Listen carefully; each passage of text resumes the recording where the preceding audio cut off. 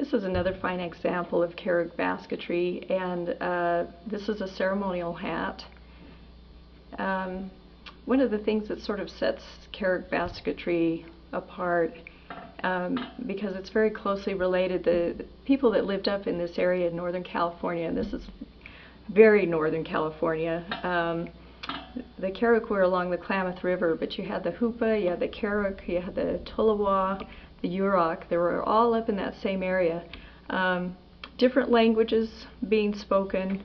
The Carrick were a Hokan speaking people, but they're in a place that's very rich in resources. A beautiful forest, dense forest. They lived right along the Klamath River, so there were fish, every type of plant life. And so their basketry especially was wildly diverse. And so they would make things that they would wear, they would make fish traps, they would make all types of tools and utilitarian pieces from the materials that were available.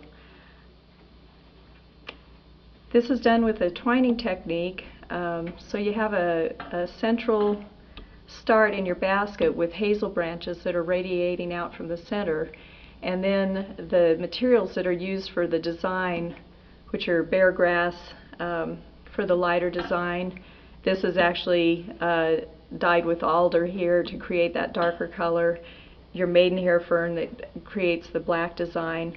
But they would be wrapping these different materials around, and even you can see here on this basque, which is a fancier element, where they did an additional wrap to create a raised element here on the hat as well as down here.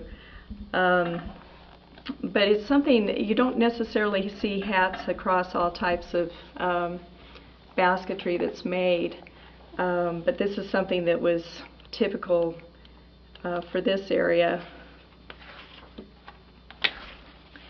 So this is an idea of what it looks like, you know, with a woman who's dressed very traditionally. This is, in fact, is a basket weaver named Florence Harris wearing one of the basketry hats.